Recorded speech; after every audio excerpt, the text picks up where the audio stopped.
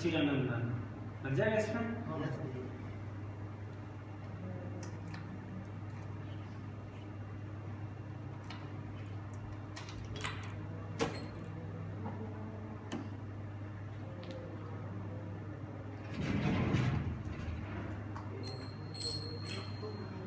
जय हो जगन्नाथ सच्चिदानंदन।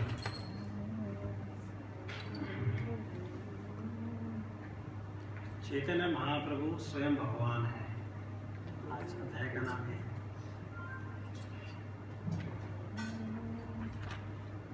जय जगन्नाथ सच्चिदानंदन।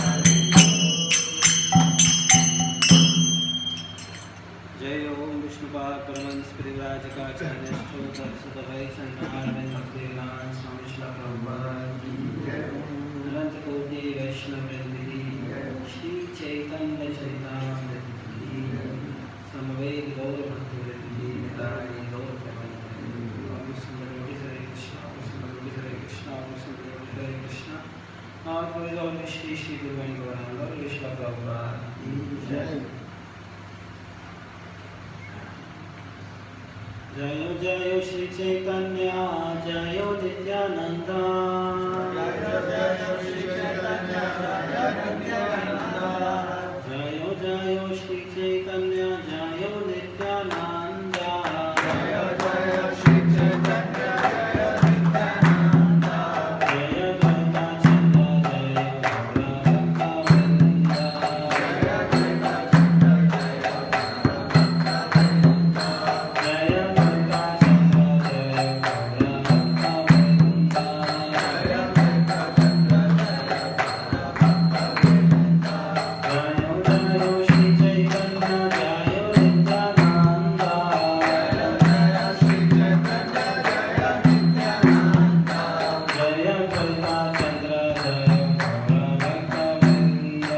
जय द्वैता चंद्र जय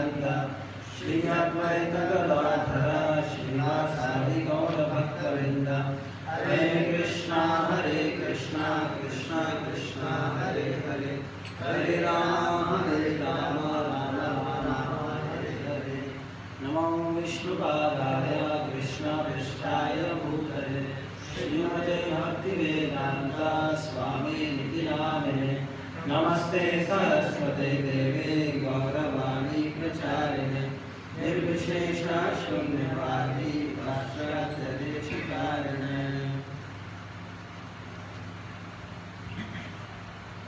हरे कृष्णा। आप सब भक्तों का स्वागत है आज प्रातःकालीन चैतन्य चरितामृत ग्रंथ में कक्षा में। हमने एक भजन गाया। ये भजन इस प्रकार से था, जय जय जगन्नाथ सचिदानंदन।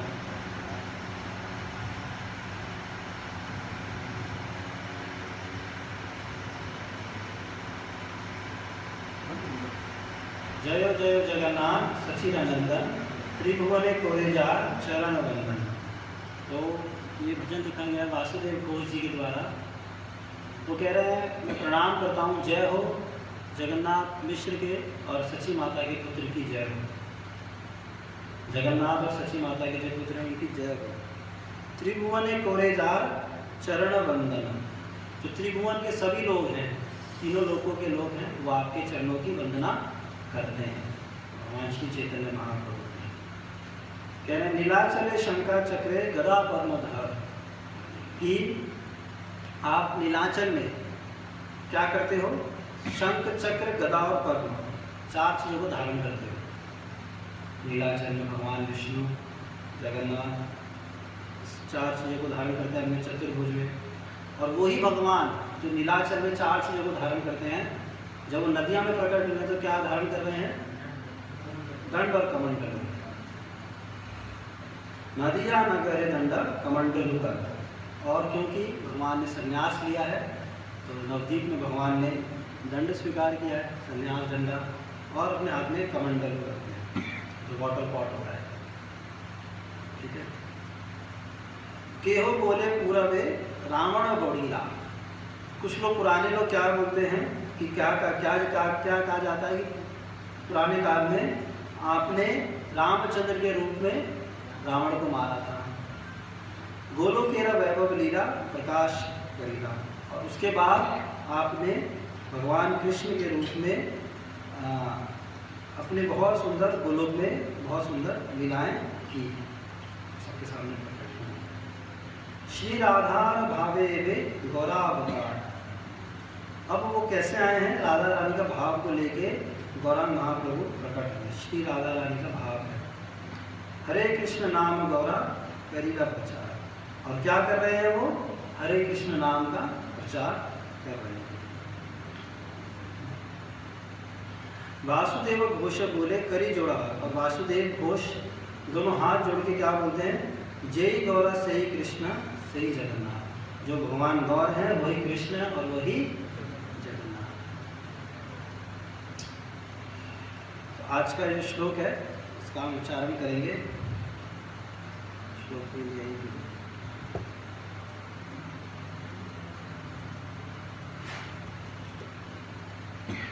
आप लोग देख पा रहे हैं। पहला आदि लीला अध्याय 2 श्लोक संख्या 5।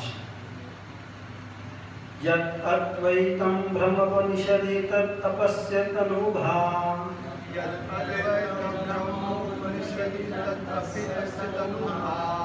य आत्मन्तरयामि पुरुष इति सोयांश विभवा।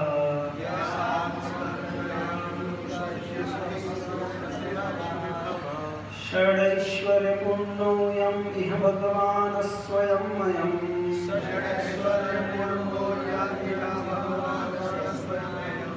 न चैतन्यात् कृष्णा जगति परतत्त्वपरम् इह।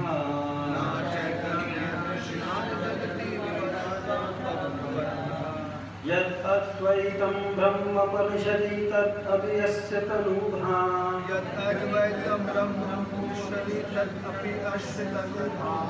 या आत्मान्तरयामि पुरुष इति सोऽस्यां स विभवा।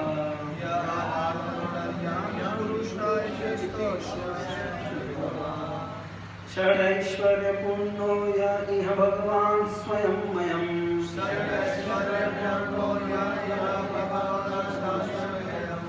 न चैतन्या कृष्णा जगत परतत्त्वं परम् इह।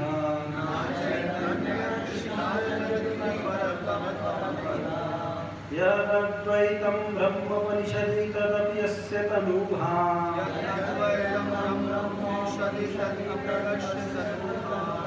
य आत्मन्तरयामि पुरुष इति सोयांश विभवा।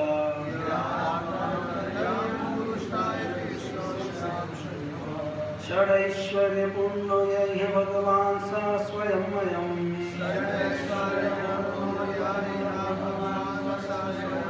न चैतन्या कृष्णा जगति परतत्त्वं परम् इह।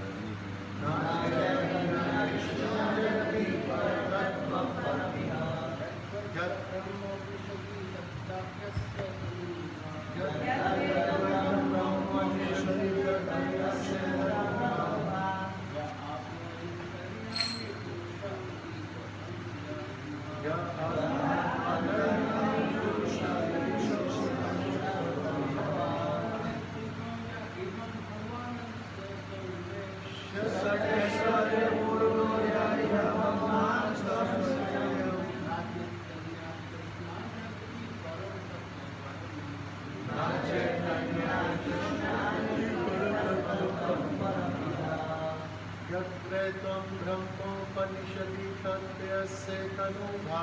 यद्वैतं ब्रह्मोपनिषदि तदप्यस्य तनुभा।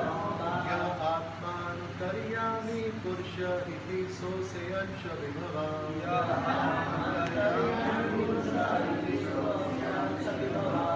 षडैश्वर्यो पूर्णो ब्रह्म इह भगवान् स्वयमेवम्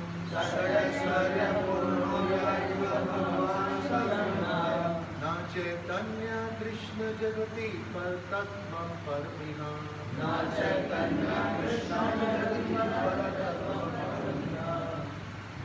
धन्यवाद माता जी से।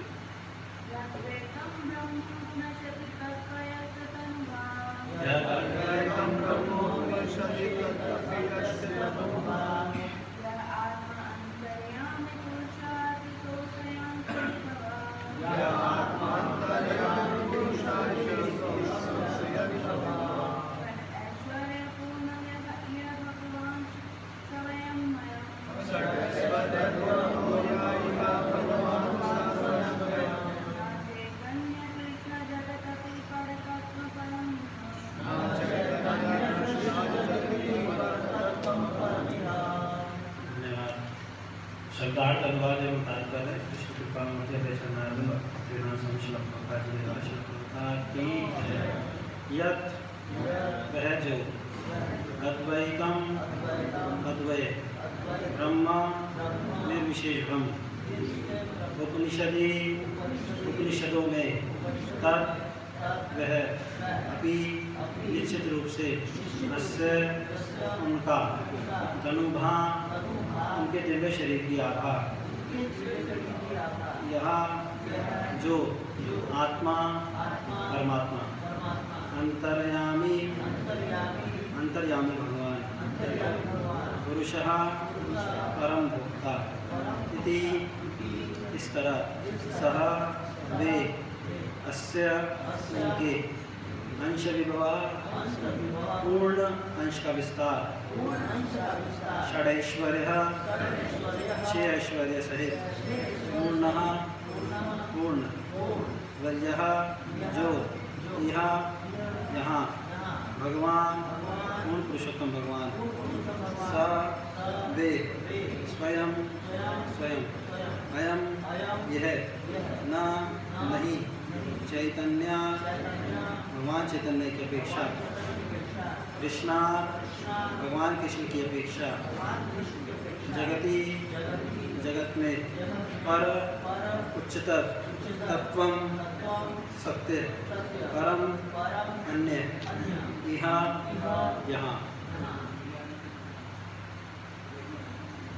अनुवाद जिसका वर्णन उपनिषदों में निर्विशेष ब्रह्म के रूप में हुआ है वह उनके शरीर का तेज मात्र है और परमात्मा के रूप में जाने जाने वाले भगवान उनके स्थानीय पूर्ण अंश हैं।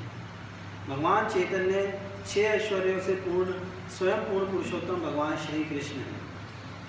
वे परम सत्य हैं और अन्य कोई सत्य ना उनसे बड़ा है ना उनके समान है।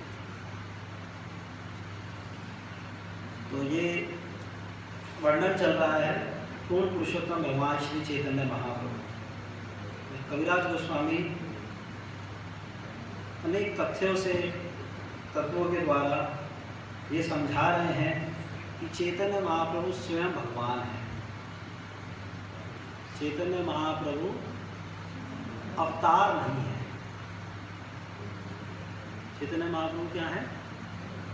अवतारी है। इसको समझाने का वो प्रयास कर रहे हैं। अवतार और अवतारी में क्या अंतर होता है? अवतारी में सारे अवतार प्रकट होते हैं। अवतार में सारे अवतार प्रकट होते हैं। प्रभुपाद जी ब्रह्म संहिता में एग्जाम्पल दिया करते हैं, ब्रह्मा जी समझाते हैं। जैसे कई कैंडल जली हुई हैं, कई मोमबत्तियाँ जली हुई हैं, देखने में सारी समान लग रही हैं, लेकिन एक मोमबत्ती से सारी मोमबत्तियों को जलाया गया था। जो मूल कैंडल है, मूल मोमबत्ती है, उसको बोलते हैं अवतारी।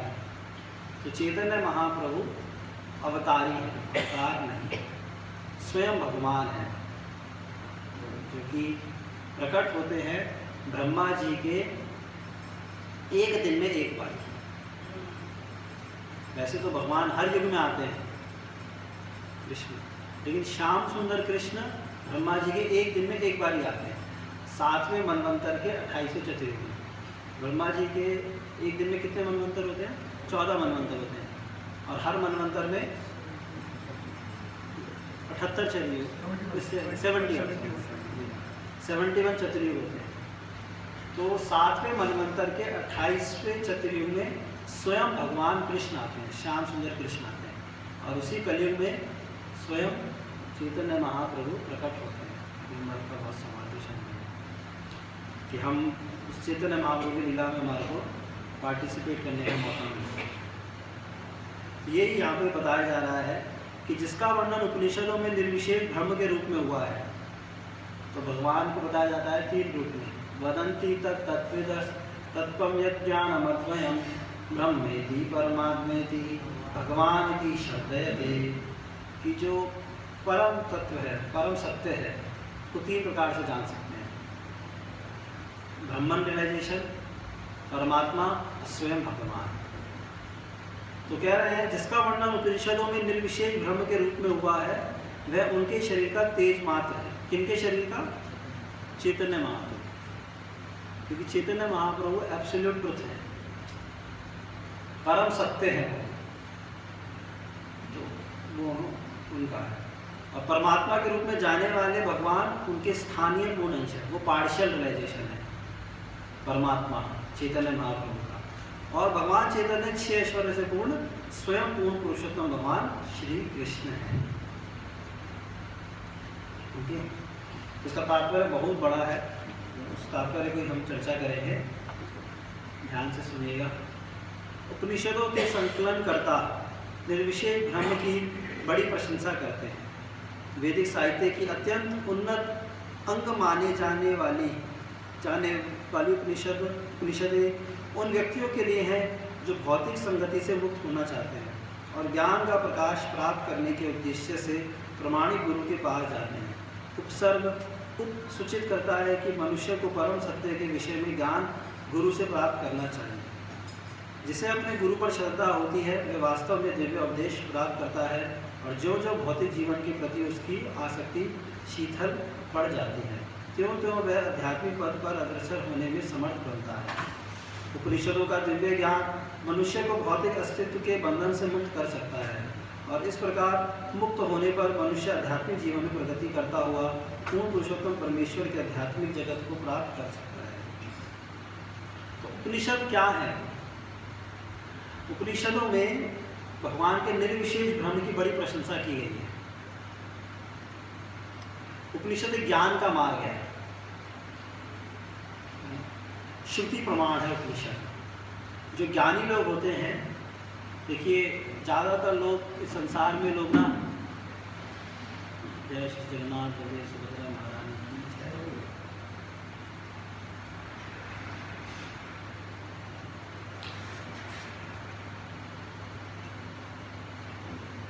आध्यात्मिक होना और भक्ति करना अंतर होता है। आध्यात्मिक होना और भक्ति करना अंतर होता है। बहुत लोग आध्यात्मिक होते हैं लेकिन भक्ति नहीं करते हैं। लेकिन खासकर भारत भूमि में एक बार नारद मुनि भगवान के पास गए,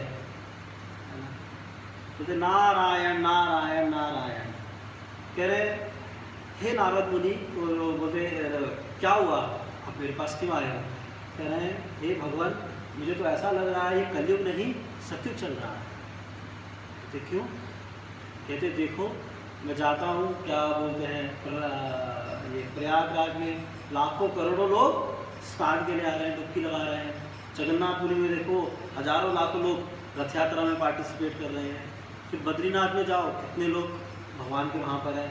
दक्षिण भारत जाओ तो ऐसा लग रहा है कि ये लोग तो पूरा कलयुग नहीं सतयुग चल रहा है। इतने हजारों लाखों की संख्या में लोग भगवान के दर्शन ले रहे हैं। तो भगवान ने बोला, नहीं नारद मुनि, ऐसा नहीं है। ये आपको लग रहा है, ये आपकी अच्छी भावना है, लेकिन ये कलयुग ही चल रहा है। आप इन लोगों से जाके पूछ के आओ कि आप ये क्यों आए हो यहाँ पे तीर्थ स्थानों में, क्या आप भगवान के धाम चलोगे? नारद मुनि कहते हैं ठीक है, मैं पूछ के आता हूँ।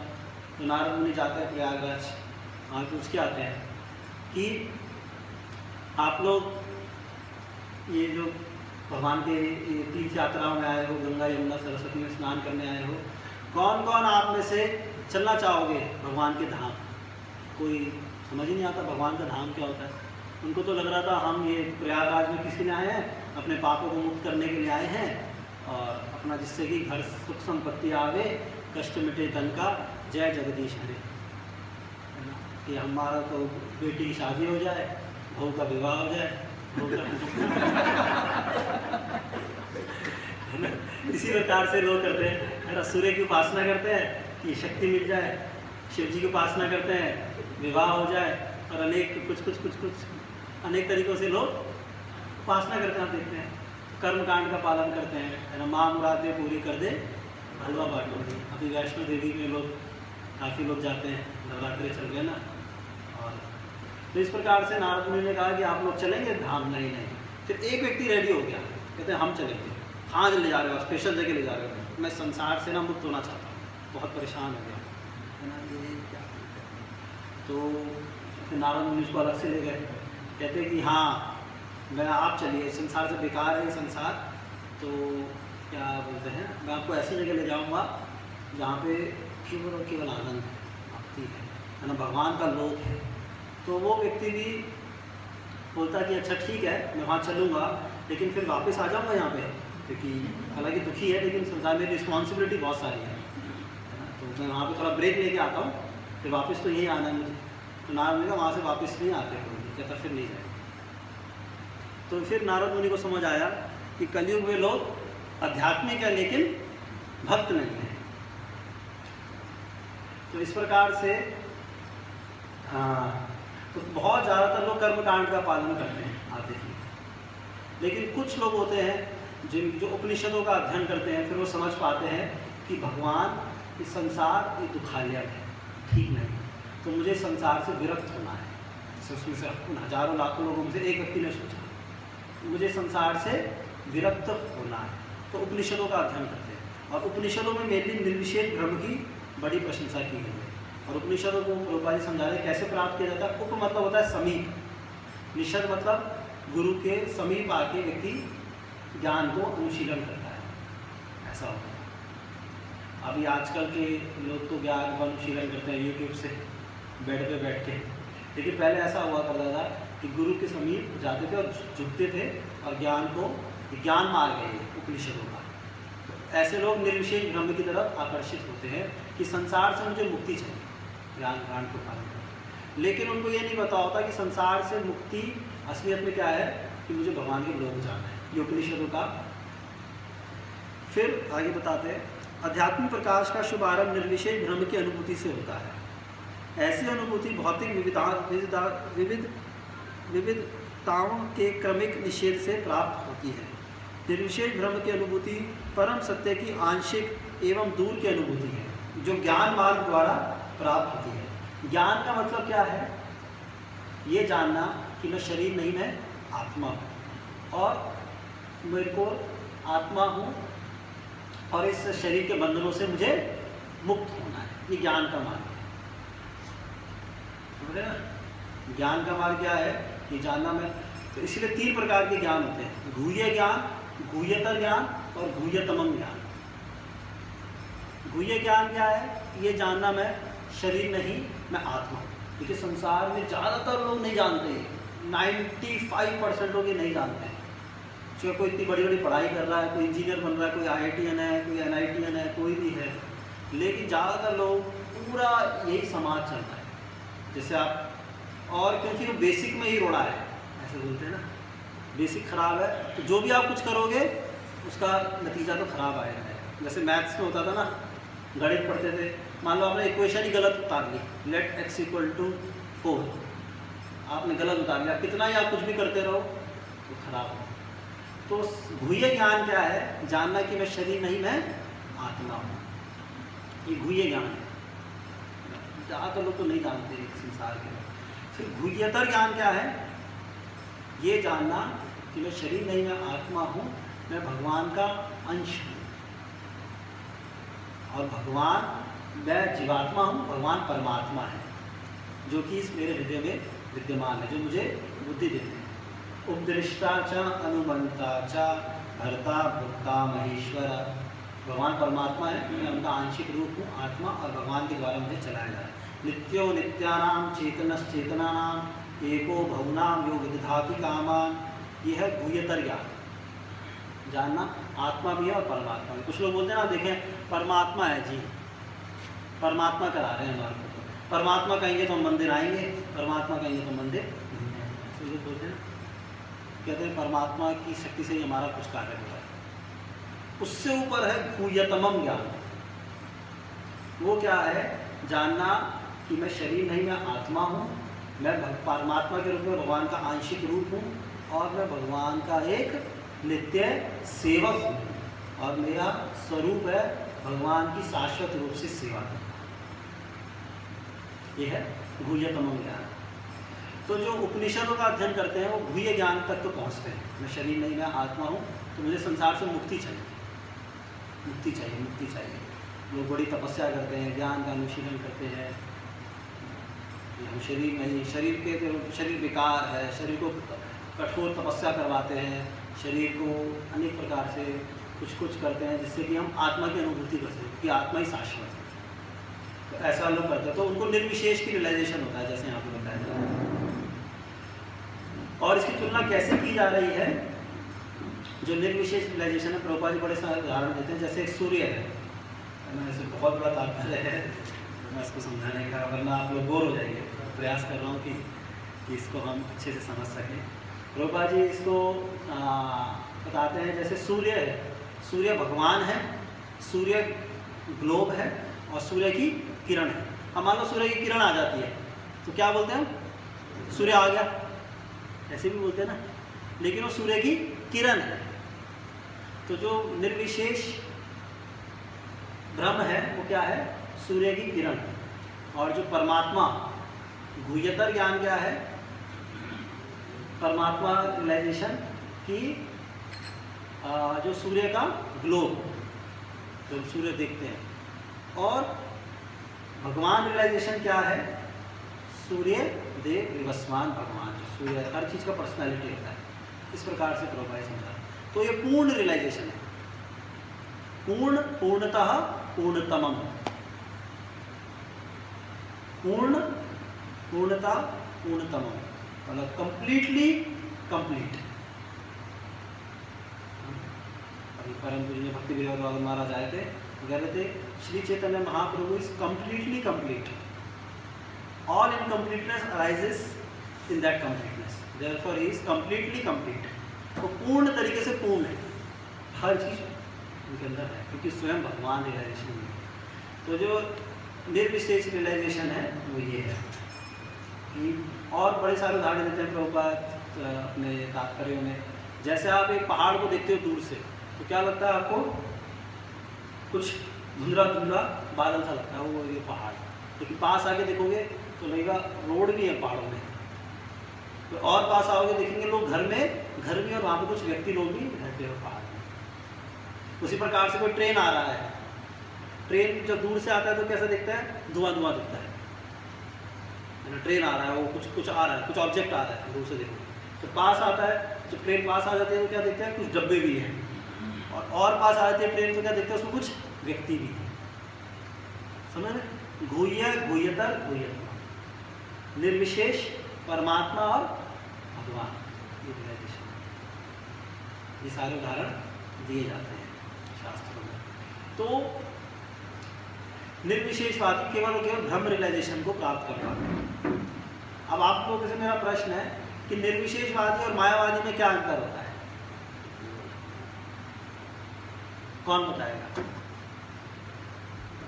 मायावादी भी तो बोलते हैं, मायावादी भी तो ब्रह्म में लीन होना चाहते हैं, ऐसे बोलते हैं ना। वो भी बोलते हैं ब्रह्म सत्य, जगत मिथ्या, ब्रह्म सत्य जगत मिथ्या। कहते हैं ब्रह्म सत्य है और जगत बेकार है, मिथ्या है। और निर्विशेषवादी भी कह रहे हैं कि वो भी निर्विशेष ब्रह्म की बड़ी प्रशंसा करते हैं। तो निर्विशेषवादी और मायावादी में क्या अंतर है? और भी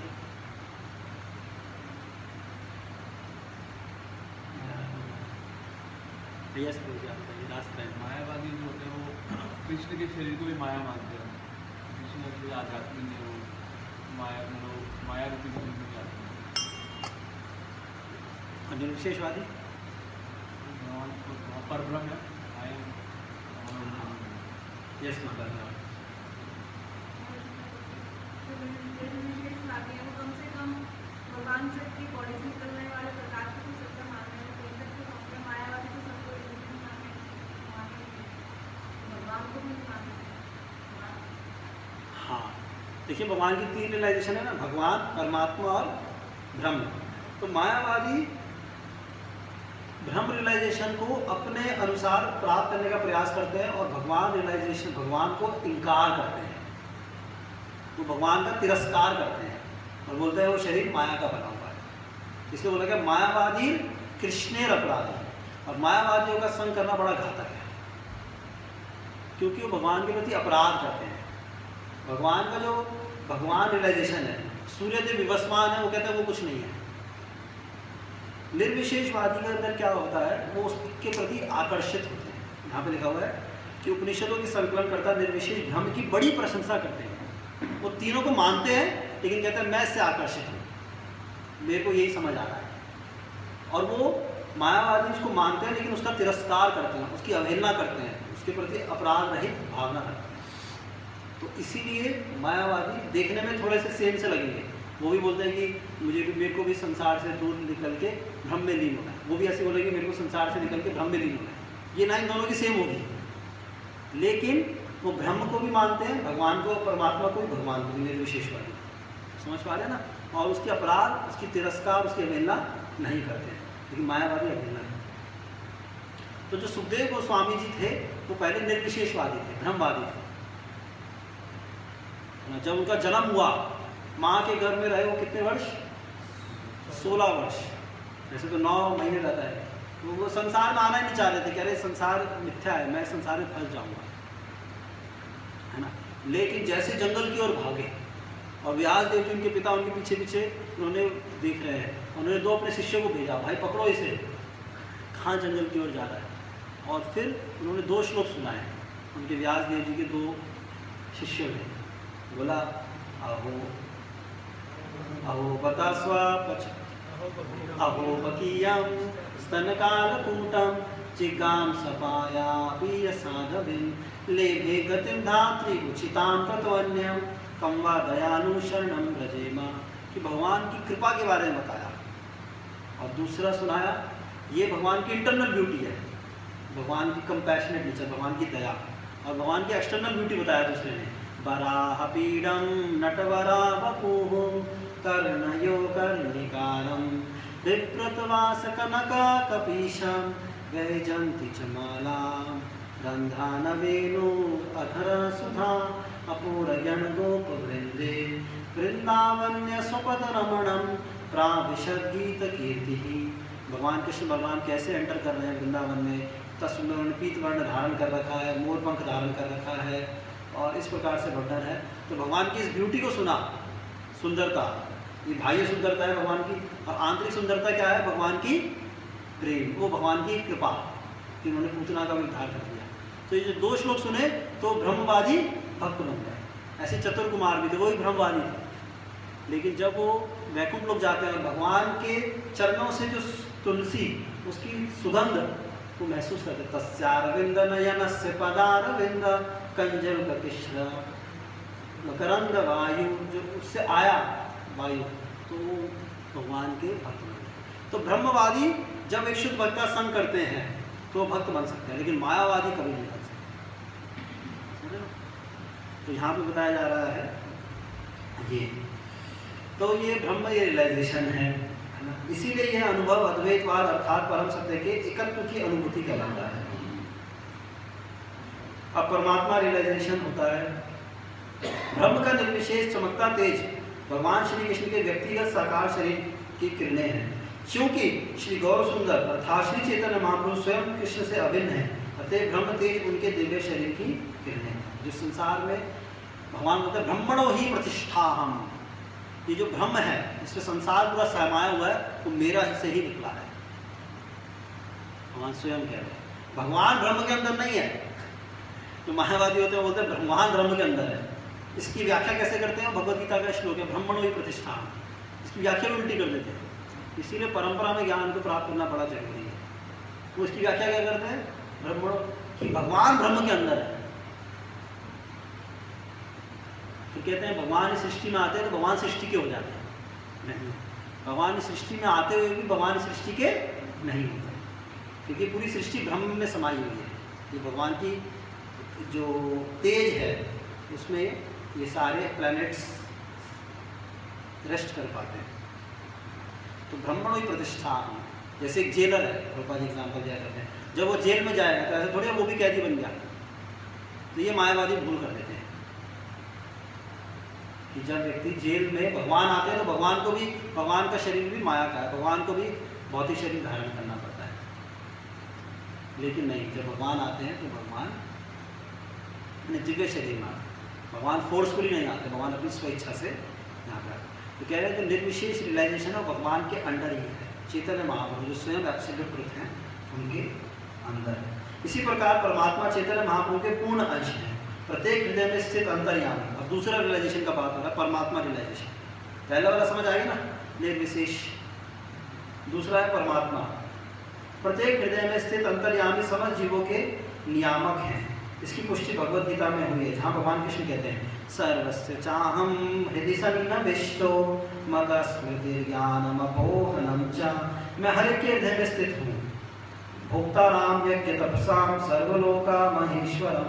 जो ये सूचित करता है कि परमात्मा स्वरूप भगवान हर वस्तु के स्वामी हैं। इसी प्रकार ब्रह्म संहिता में कहा गया अन्नांतरस्थ परमाणु चयंतरस्थम, भगवान सर्वत्र उपस्थित हैं, हर जीव के हृदय के भीतर तथा प्रत्येक परमाणु में भी। इस तरह इस परमात्मा स्वरूप में भगवान सर्वव्यापी हैं। ठीक है ना, जैसे मोबाइल है, ऐसे देख रहे हो तो यह है ब्रह्म रियलाइजेशन। थोड़ा सा पता है आपको ना, हाँ ये एंड्रॉयड फ़ोन है, बस ये बड़ा है ना, इतना बता सकते हो आप, है ना, एंड्रॉयड फ़ोन है, बड़ा फ़ोन है। पीछे से देखो फिर, ये है परमात्मा रियलाइजेशन। समझ रहे आप, कहेंगे हाँ ये इसमें बड़ा 48 मेगापिक्सल का कैमरा है, इसी कंपनी, अभी तो कवर लगाओ फिर इसकी कंपनी भी बता दोगे आप।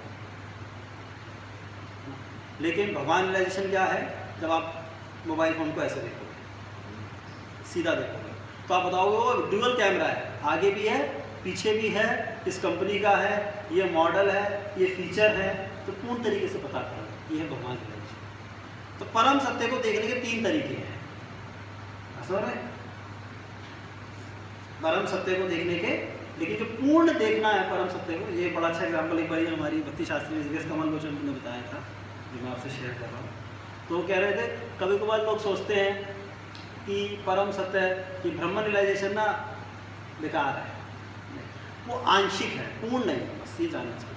परम सत्य को ही देख रहे हैं लोग, ये परम सत्य है मान लीजिए, वैसे तो ये परम सत्य नहीं है, परम झूठ है ये मोबाइल तो ना, ये इस पूरे क्या बोलते हैं, कोई मुझे बता रहा था हमारे पे राज किया 500 साल, हमारे ऊपर राज किया मुगलों ने, 200 साल राज किया, अरे 500 साल राज किया मुगलों ने, 200 साल राज किया ब्रिटिशर्स ने, 50 साल राज किया टीवी ने, और 5 साल राज किया मोबाइल फोन। पूरी सब लोगों को खराब कर दिया। अगर इसकी सही दुरुपयोग करते ज़्यादातर आजकल के आधुनिक व्यक्ति लोग, लेकिन इसका सदुपयोग भी हो सकता है अगर इसको सेवा में लगाया जाए। तो ये परम सत्य मान लो ऐसे है, तो परम सत्य को ये देखना निर्विशेष, ये देखना परमात्मा, ऐसे देखना भगवान। तो परमात्मा जो रियलाइजेशन है उसमें हम ये जान पाते हैं कि भगवान सबके हृदय में है और सबके स्वामी है।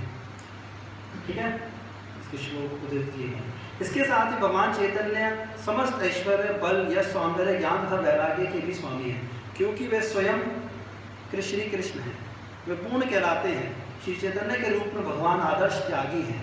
जिस तरह श्री राम आदर्श राजा थे, भगवान चैतन्य ने संन्यास ग्रहण किया और अपने जीवन में अतीब अद्भुत सिद्धांतों का आदर्श प्रस्तुत किया। संन्यास में कोई उनकी समता नहीं कर सकता। यद्यपि कलयुग में संन्यास ग्रहण करना सामान्यतः वर्जित है, लेकिन चैतन्य महाप्रभु ने संन्यास ग्रहण किया क्योंकि वे पूर्ण वैरागी थे।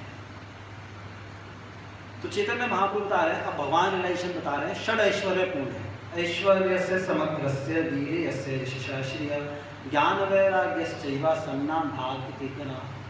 पराशर मुनि भगवान की गणना करते हैं तो षड ऐश्वर्य पूर्ण है ना, उनके पास समस्त ऐश्वर्य, बल, यश, सौंदर्य, ज्ञान तथा वैराग्य है।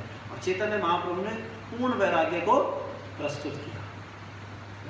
चैतन्य महाप्रभु ने, उनकी इतनी सुंदर पत्नी थी, है ना, इतने प्रेम पूर्वक माता थी, तो भी उन्होंने सब कुछ घर में ठीक था फिर भी, और बहुत ही स्ट्रिक्ट सन्यासी थे चैतन्य महाप्रभु, बहुत ही, तो उन्होंने दिखाया सन्यास को, पूर्ण वैरागी थे।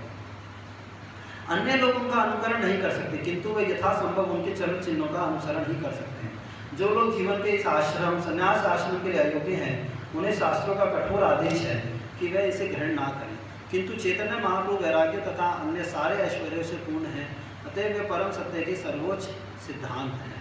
तो चैतन्य महाप्रभु कौन है? षड ऐश्वर्य पूर्ण, जैसे स्वयं भगवान कृष्ण। लेकिन चैतन्य महाप्रभु भगवान में कोई अंतर नहीं है। जैसे गोलोक धाम है, वैसे नवदीप धाम भी है स्पिरिचुअल वर्ल्ड में, दोनों ही साइमल्टेनियसली है। आप समझ रहे हैं? धाम और तीर्थ में अंतर होता है, धाम और तीर्थ में अंतर होता है। जैसे हमने पहले क्या बताया था, आध्यात्मिक और भक्ति में भी अंतर होता है। तीर्थ, जो प्रयागराज है वो तीर्थ है, और वृंदावन और नवदीप धाम है। जब सृष्टि का संहार होता है तो तीर्थ खत्म हो जाता है प्रलय के कारण, धाम वैसा ही रहता है। भक्ति पुरुषोत्तम साईं महाराज बता रहे थे Mayapur, there difference between dham and tirtha. मेरे को जब सुना देता मैं समझ आया क्या है। हम सोचते हैं सभी धाम है, प्रयागराज तीर्थ है, लेकिन वृंदावन और मायापुर धाम है। तो स्पिरिचुअल वर्ल्ड में भी ये है पूर्ण तरीके से, और दोनों ही टॉप मोस्ट पर है। फिर उसके नीचे मथुरा, फिर वैकुंठ, फिर साकेत, और हमें कैलाश पर्वत, इस प्रकार से सबसे टॉप मोस्ट एग्जिस्टेंस है वो है नवदीप और वृंदावन। इसीलिए भगवान के कई पार्षद हैं, वो नवदीप लीला में भी रहते हैं और ब्रज लीला में भी रहते हैं, क्योंकि दोनों ही ऊपर है।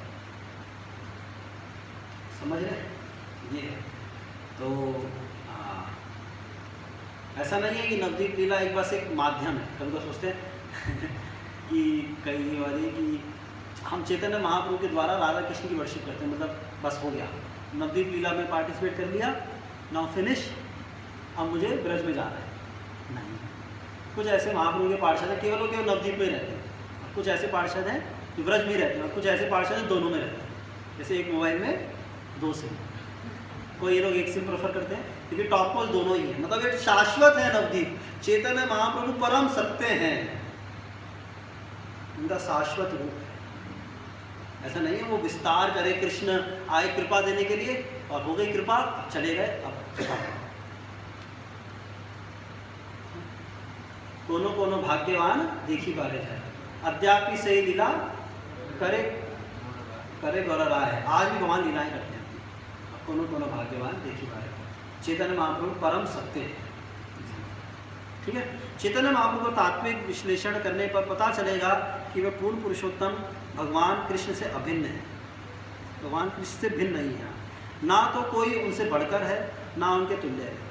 भगवद गीता में कृष्ण अर्जुन से कहते हैं, मत्ता परतरम नान्यत् किंचित् अस्ति धनंजय, हे धनंजय अर्जुन, मुझसे बढ़कर कोई सत्य नहीं है। इसी तरह इसकी पुष्टि की गई है कि भगवान श्री कृष्ण चैतन्य से बढ़कर कोई सत्य नहीं है। जैसे भगवान कह रहे हैं गीता में, मेरे से बड़ा कोई सत्य नहीं है, ऐसे ही चैतन्य महाप्रभु को भी प्रूफ कर रहे हैं कृष्णदास कविराज गोस्वामी अनेक श्लोकों के द्वारा, उनसे ऊपर कोई सत्य नहीं है। निर्विशेष ब्रह्म उन लोगों का लक्ष्य होता है जो दिव्य ज्ञान की पुस्तकों का अनुशीलन करते हैं। ठीक है, क्लियर हो रहा है ना? और परमात्मा उन लोगों का लक्ष्य होता है जो योग का अभ्यास करते हैं। ठीक है, परमात्मा जो योग का मतलब इंद्रिय संयम करना, मन संयमित करना, योग करना, उनको खाली परमात्मा तक जाते हैं। जो ज्ञान का अनुशीलन करते हैं वो निर्विशेष तक जा सकते हैं। किंतु जो भगवान को जानते हैं वह ब्रह्म तथा परमात्मा के साक्षात्कार से भी आगे निकल जाता है, क्योंकि भगवान परम ज्ञान के सर्वोच्च स्तर है। भगवान सच्चिदानंद के पूर्ण स्वरूप हैं। परम पूर्ण के सत अंश के साक्षात्कार से भगवान के निर्विशेष ब्रह्म पहलू की अनुभूति होती है। परम पूर्ण के चित्त अंश से भगवान के अंतर्यामी स्वरूप परमात्मा की अनुभूति होती है। किंतु ये दोनों अनुभूतियाँ आंशिक हैं। पूर्ण के इन दोनों में से किसी एक का साक्षात्कार आनंद की अनुभूति में सहायक नहीं बनता। आनंद की ऐसी अनुभूति के बिना परम सत्य का ज्ञान अपूर्ण होता है। सच्चिद आनंद बोलते हैं ना भगवान को, तो सत्य साक्षात्कार है वो होता है ब्रह्म में, चित्त साक्षात्कार होता है परमात्मा में, और पूर्ण आनंद की अनुभूति होती है भगवान। और चित्त में सत्य भी इन्वॉल्व है और आनंद में सच्चित भी इन्वॉल्व है, ठीक है ना। जैसे ये है सत्य, तो ये है सत्य, ये चित्त और ये आनंद। इससे पूर्ण बता सकते हो मोबाइल कैसा है, क्या है, सब कुछ बता सकते हो। कृष्णदास कविराज गोस्वामी द्वारा निखिल चैतन्य चरितामृत के इस श्लोक की पुष्टि श्री राजीव गोस्वामी के तत्संदर्भ के एक समांतर कथन से होती है। तत्संदर्भ के 9वें खंड में कहा गया है कि कभी कभी परम सत्य का को निर्विशेष धर्म के रूप में माना जाता है, जो आध्यात्मिक होते हुए भी परम सत्य का आंशिक प्रतिनिधित्व करने वाला होता है। वैकुंठ के अधिष्ठाता देव नारायण को श्री कृष्ण के ही विस्तार समझना चाहिए, किंतु श्री कृष्ण परम सत्य हैं जो सारे जीवों के दिव्य प्रेम के विषय हैं। ठीक है, तो भगवान कृष्ण, श्याम सुंदर कृष्ण सब चीजों के स्तोत्र हैं, परम सत्य है। ठीक है, तो ये 2 प्यार और पढ़ लेते हैं, फिर हमारा 8वें श्लोक का हो जाएगा जो मुझे दिया गया था। ब्रह्म आत्मा भगवान अनुवाद 3 अंग प्रभा अंश स्वरूप 3 विधे चिन्ह। निर्विशेष ब्रह्म, स्थानीय परमात्मा तथा भगवान ये 3 उद्देश्य हैं, और चमकदार ज्योति, आंशिक प्राकट्य तथा मूल स्वरूप ये इन तीनों को निर्दिष्ट करने वाला क्रमिक लक्षण है। ठीक है, अनुवाद आगे पाछे विधे स्थापना से अर्थ कहीं सुना शास्त्र विवरण।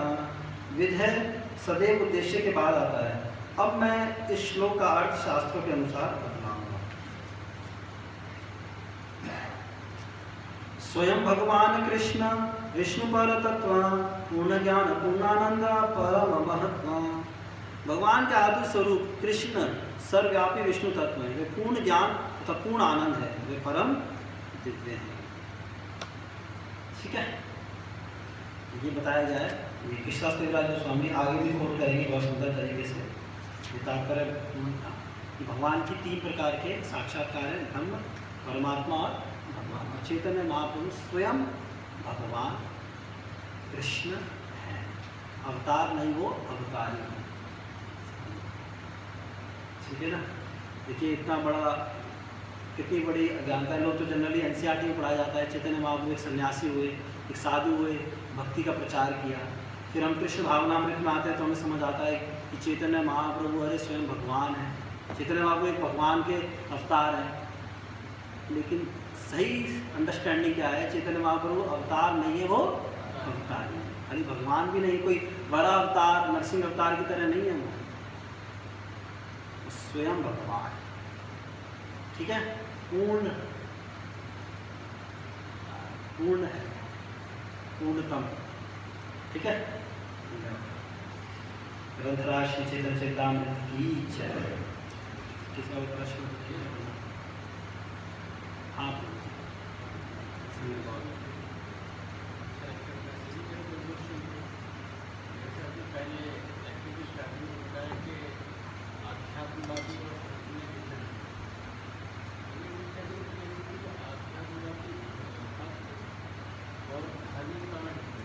हाँ, धार्मिक, ऐसे शब्द ऐसे बनेंगे, सही है शब्द होना, धार्मिक होना और आध्यात्मिक होना। एग्जैक्टली मैं ये बोलना चाह रहा था, है ना। धार्मिक है बहुत सारे लोग, लेकिन आध्यात्मिक नहीं होते हैं। तो धर्म का पालन करते हैं, धर्म अर्थ काम मोक्ष।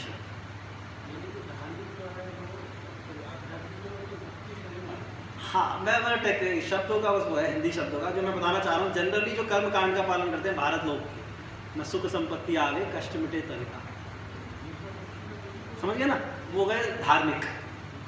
और जो भक्त हो गए वो आध्यात्मिक।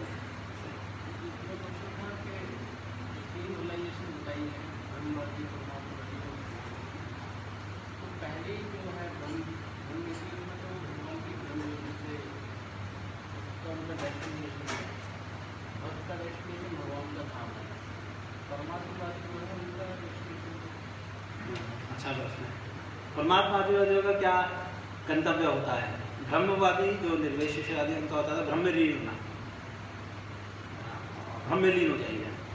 परमात्मावादी होते हैं उनका डेस्टिनेशन होता है एक्चुअली वो भगवान का जो चतुर परमात्मा के रूप में है ना, उसको वो देखना चाह रहे हैं, उसको मेडिटेट करते हैं, मन और इंद्रियों को कंट्रोल करते, ये प्रोसेस है। अगर जब वो इस प्रोसेस में करते करते करते करते अगर उनको भगवान की कृपा पूर्वक अनुभूति हो जाती है किसी साधु पुरुष से या स्वयं भगवान के द्वारा, तो वो भगवान के लोग चले जाते हैं, और वरना वो ब्रह्मी हैं।